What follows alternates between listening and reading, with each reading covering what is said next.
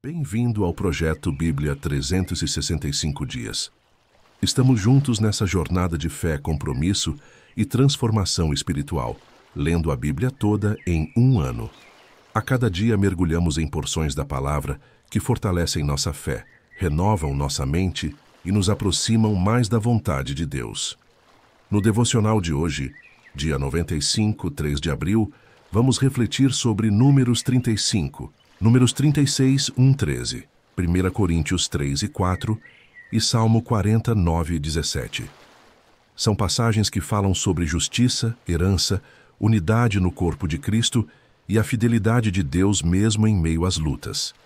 Um convite à maturidade espiritual, humildade e confiança plena no Senhor. Dedique este momento com reverência, leia a palavra viva com fé e permita que o Deus do impossível manifeste sua graça e poder em sua vida. Ore com sinceridade e peça ao Espírito Santo que revele essas verdades ao seu coração, que transforme sua mente, purifique seu interior e renove por completo sua história. Antes de seguirmos, deixe seu like, inscreva-se no canal e ative o sininho para continuar firme nessa jornada. E se essa palavra tocar você, compartilhe com alguém que também precisa desse alimento espiritual. Vamos juntos. Deus quer falar com você hoje. Números 35. Cidades para os levitas. O Senhor disse a Moisés junto ao rio Jordão, nas campinas de Moabe, do lado oposto de Jericó. Ordene aos israelitas que das propriedades que receberem por herança, deem algumas cidades para os levitas morarem. Entreguem também as pastagens ao redor delas. As cidades serão para a moradia dos levitas, e as terras ao redor servirão de pasto para seu gado, suas ovelhas e todos os seus animais. As pastagens reservadas para os levitas ao redor dessas cidades se estenderão em todas as direções por 450 metros a partir dos muros da cidade. Meçam 900 metros fora dos muros da cidade em todas as direções, leste, sul, oeste e norte, com a cidade no centro. Essa será a área de pastagem das cidades. 6 das cidades que vocês derem aos levitas serão cidades de refúgio, para onde uma pessoa que tiver matado alguém acidentalmente poderá fugir e ficar a salvo. Além disso, deem a eles 42 cidades. No total, vocês darão aos levitas 48 cidades, com as pastagens ao redor.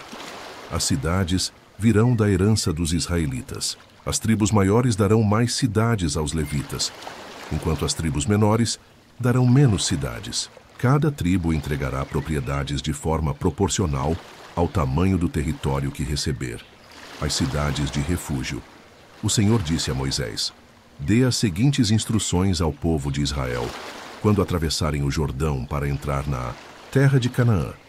Escolham cidades de refúgio para onde uma pessoa que tiver matado alguém acidentalmente poderá fugir. Essas cidades serão lugares de proteção contra os parentes da vítima que quiserem vingar sua morte. A pessoa que tirou a vida de alguém não será executada antes de ser julgada pela comunidade. Escolham para si 6 cidades de refúgio, 3 do lado leste do rio Jordão e 3 do lado oeste na terra de Canaã.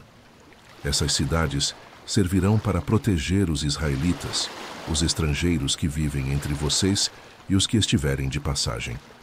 Qualquer um que matar alguém acidentalmente poderá fugir para lá. Se, contudo, alguém atacar uma pessoa e matá-la com um pedaço de ferro, é assassinato e o assassino deverá ser executado. Ou, se alguém com uma pedra na mão atacar e matar outra pessoa, é assassinato e o assassino deverá ser executado.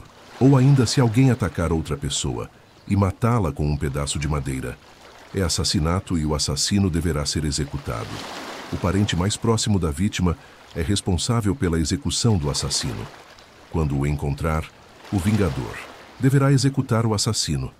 Portanto, se alguém odeia outra pessoa e fica à espreita dela, e a empurra ou joga contra ela um objeto perigoso e ela morre, ou se alguém odeia outra pessoa e a fere com as mãos e ela morre, é assassinato. Nesses casos, o vingador deverá executar o assassino quando o encontrar.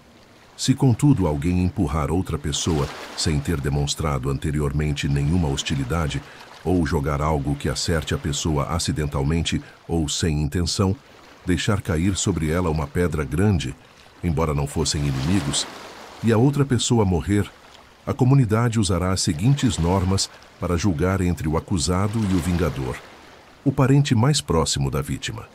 A comunidade protegerá o acusado do vingador e cuidará para que ele chegue à cidade de refúgio para onde fugiu.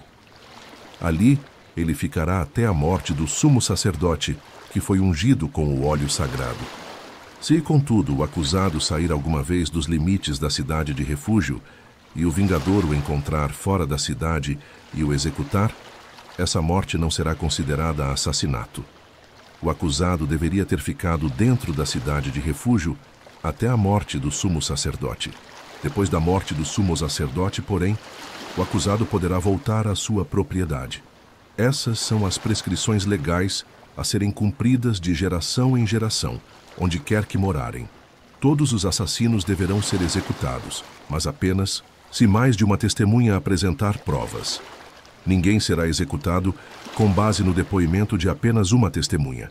Jamais aceitem resgate pela vida de alguém que foi declarado culpado de assassinato e condenado à morte.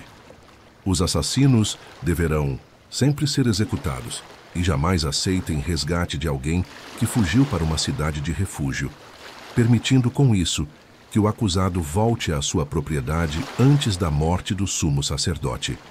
Essa medida garantirá que a terra em que vivem não seja contaminada, pois o assassinato contamina a terra. O único sacrifício que fará expiação pela terra em caso de assassinato é a execução do assassino. Não contaminem a terra onde habitam, pois eu mesmo habito ali. Eu sou o Senhor e habito entre o povo de Israel. Números 36, 12. Mulheres que herdam propriedades. Os chefes das famílias do clã de Gileade, descendentes de Maquir, filho de Manassés, filho de José, apresentaram uma petição a Moisés e aos líderes de Israel, os chefes das famílias. Disseram eles: o Senhor o instruiu a repartir a terra por sorteio entre os israelitas. O Senhor também o instruiu a entregar a herança que pertencia a nosso irmão Zelofeade às filhas dele. Mas se elas se casarem com homens de outra tribo de Israel, levarão consigo suas propriedades para a tribo dos homens com quem se casarem. Com isso, a área total do território de nossa tribo será reduzida. Quando chegar o ano do jubileu, a porção de terra que elas receberam será anexada à porção dessa nova tribo. E essa propriedade será tirada da tribo de nossos antepassados para sempre. Então Moisés deu aos israelitas a seguinte ordem do Senhor: a preocupação dos homens da tribo de José é justa. É isto que o Senhor ordenou acerca das filhas de Zelofeade. Elas poderão se casar com quem quiserem, desde que seja alguém da tribo de seus antepassados. Nenhuma terra poderá ser transferida de uma tribo para outra, pois a porção entregue a cada tribo deve permanecer com a tribo para a qual foi inicialmente designada. As filhas de todas as tribos de Israel que têm direito a herdar propriedades deverão se casar com homens de um dos clãs de sua própria tribo, para que todos os israelitas mantenham a propriedade de seus antepassados. Nenhuma porção de terra poderá ser transferida de uma tribo para outra. Cada tribo de Israel manterá a porção de terra que recebeu como herança. As filhas de Zelofeade fizeram conforme o Senhor ordenou a Moisés. Mala, Tirza, Rogla, Milca e Noa se casaram com primos da família de seu pai, membros dos clãs de Manassés, filho de José. Assim, sua herança permaneceu no clã e na tribo de seus antepassados. Esses são os mandamentos e os estatutos que o Senhor deu aos israelitas por meio de Moisés, enquanto estavam acampados nas campinas de Moabe, junto ao rio Jordão, do lado oposto de Jericó. 1 Coríntios 3. A imaturidade espiritual da igreja. Irmãos, quando estive com vocês, não pude lhes falar como a pessoas espirituais. Tive de falar como a pessoas imaturas na fé, como a bebês em Cristo. Tive de alimentá-los com leite e não com alimento sólido, porque não estavam aptos para isso. E ainda não estão prontos, pois continuam dominados por sua natureza humana. Têm ciúmes uns dos outros e discutem entre si. Acaso isso não mostra que estão sendo controlados por sua natureza humana? Não vivem como pessoas do mundo? Quando um de vocês diz, eu sigo Paulo, e outro, eu sigo Apolo, não estão agindo exatamente como as pessoas do mundo? Afinal, quem é Apolo? Quem é Paulo? Somos apenas servos de Deus por meio dos quais vocês vieram a crer. Cada um de nós fez o trabalho que o Senhor nos deu. Eu plantei, Apolo regou, mas foi Deus quem fez crescer. Não importa quem planta ou quem rega, mas sim Deus que faz crescer. O que planta e o que rega trabalham para o mesmo propósito, e ambos serão recompensados de acordo com seu trabalho. Pois somos cooperadores de Deus, e vocês são lavoura de Deus, são edifício de Deus. Cristo, o único fundamento. Por causa da graça de Deus, eu lancei o alicerce como construtor, competente. Agora outros constroem sobre ele. Mas quem constrói deve ter muito cuidado, pois ninguém pode lançar outro alicerce além daquele que já foi posto, que é Jesus Cristo. Quem constrói sobre esse alicerce pode usar ouro, prata, pedras preciosas, madeira, feno ou palha. Na Bíblia, julgamento. O fogo revelará a qualidade do trabalho de cada um. O fogo mostrará se a obra tem algum valor. Se o que alguém construiu permanecer, esse receberá recompensa. Mas se a obra for consumida pelo fogo, o construtor sofrerá grande prejuízo. Contudo, será salvo como alguém que escapa do fogo. Acaso não sabem que todos vocês são o templo de Deus e que o Espírito de Deus habita em vocês? Se alguém destruir o templo de Deus, Deus o destruirá. Pois o templo de Deus é santo, e vocês são esse templo. Sabedoria verdadeira vem de Deus. Ninguém se engane. Se alguém entre vocês se considera sábio segundo os padrões deste mundo, deve se tornar tolo para que possa se tornar verdadeiramente sábio. Pois a sabedoria deste mundo é tolice para Deus. Como dizem as Escrituras, ele apanha os sábios na própria astúcia. E também, o Senhor conhece os pensamentos dos sábios e sabe que não passam de tolices. Portanto, não se orgulhem de seguir líderes humanos, pois tudo pertence a vocês.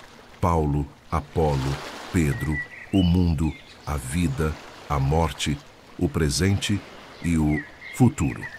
Tudo é de vocês e vocês são de Cristo e Cristo é de Deus. 1 Coríntios 4. A responsabilidade dos servos de Cristo. Que todos nos considerem servos de Cristo e encarregados dos mistérios que Deus revelou. Agora, o que se requer desses encarregados é que sejam fiéis. Quanto a mim, pouco importa como sou avaliado por vocês ou por qualquer autoridade humana. Nem eu mesmo confio inteiramente em meu julgamento. Minha consciência está limpa, mas isso não prova que estou certo. É o Senhor quem me julga. Portanto, não julguem ninguém antes do tempo, antes que o Senhor venha. Ele trará à luz os segredos obscuros e revelará as intenções dos corações. Então cada um receberá de Deus o louvor que for devido. Irmãos, usei Apolo e a mim mesmo como exemplo para que aprendam o significado do ditado: não ultrapassem o que está escrito. Assim, nenhum de vocês se orgulhará de um líder à custa de outro, pois quem os torna superiores aos outros? O que vocês têm que Deus não lhes tenha dado? E, se tudo o que têm vem de Deus, por que se orgulham como se não fosse um presente? Vocês já têm tudo o que precisam. Já são ricos. Já começaram a reinar sem nós.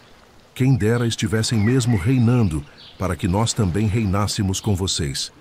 Pois me parece que Deus nos colocou, a nós apóstolos, em último lugar, como condenados à morte. Tornamo-nos espetáculo para o mundo inteiro, tanto para pessoas como para anjos. Somos tolos por causa de Cristo, mas vocês se consideram sábios nele. Somos fracos, mas vocês são fortes, são honrados, e nós, desprezados. Até este momento, passamos fome e sede. Não temos roupas para nos agasalhar. Somos espancados, não temos moradia certa. Nos cansamos trabalhando com as próprias mãos. Quando nos xingam, abençoamos. Quando somos perseguidos, suportamos com paciência. Quando somos caluniados, respondemos com palavras bondosas. Tornamo-nos como o lixo do mundo, como a escória de todos, até agora. Paulo adverte com amor. Não, escrevo essas coisas para envergonhá-los, mas para adverti-los como meus filhos amados. Pois ainda que tivessem 10.000 tutores em Cristo, não teriam muitos pais. porque fui eu quem gerou vocês em Cristo Jesus quando lhes anunciei as boas novas. Portanto, peço-lhes que sigam meu exemplo. Por isso enviei até vocês Timóteo, meu filho amado e fiel no Senhor. Ele os lembrará de como sigo Cristo Jesus, exatamente como ensino em toda parte, em todas as igrejas. Alguns de vocês ficaram arrogantes, achando que eu não iria visitá-los. Mas irei em breve, se o Senhor permitir. E então verei se esses arrogantes têm apenas palavras ou também poder. Pois o reino de Deus não consiste em palavras, mas em poder.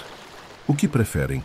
Que eu vá com vara para discipliná-los ou com amor e espírito de mansidão? Salmo 49, 17. Proclamei tuas boas novas à grande congregação. Tu sabes, Senhor, que não me contive. Não escondi tua justiça em meu coração. Falei da tua fidelidade e da tua salvação. Não escondi do grande povo teu amor e tua fidelidade. Senhor, não me negues tua misericórdia. Que teu amor e tua fidelidade sempre me guardem. Pois dificuldades incontáveis me cercam. Meus pecados se acumularam tanto que não posso mais enxergar o caminho. São mais numerosos que os cabelos de minha cabeça e meu coração desanima. Salva-me, Senhor. Vem depressa em meu auxílio. Que sejam humilhados e frustrados todos que tentam me matar. Que retrocedam e sejam envergonhados os que se alegram com minha dor. Que fiquem chocados com sua própria desgraça os que zombam de mim, dizendo: bem feito. Que todos os que em ti buscam alegria se regozijem e se alegrem em ti. Que digam sempre: o Senhor é grande. Aqueles que amam tua salvação. Quanto a mim, sou pobre e necessitado, mas o Senhor cuida de mim. Tu és meu auxílio e meu libertador. Meu Deus, não te demores. Parabéns, você concluiu mais um dia no projeto Bíblia 375 dias. Que jornada abençoada tem sido essa? Cada leitura é um passo de fé, uma semente de transformação e um encontro com o coração de Deus. Ler a Bíblia todos os dias é mais do que disciplina. É mergulhar em águas profundas de graça, revelação e vida abundante. Sua mente está sendo renovada, seu coração está sendo moldado e sua fé está sendo fortalecida a cada dia. Não desista agora. Continue firme. Há promessas esperando para serem descobertas, curas para serem liberadas e direções que só serão reveladas quando você se mantiver fiel à palavra. Curta, comente e compartilhe este vídeo. Sua interação ajuda essa mensagem a alcançar e transformar mais vidas. E me conta nos comentários. Qual parte da leitura de hoje mais falou com você? Nos vemos amanhã para mais um dia incrível no Bíblia 365 dias.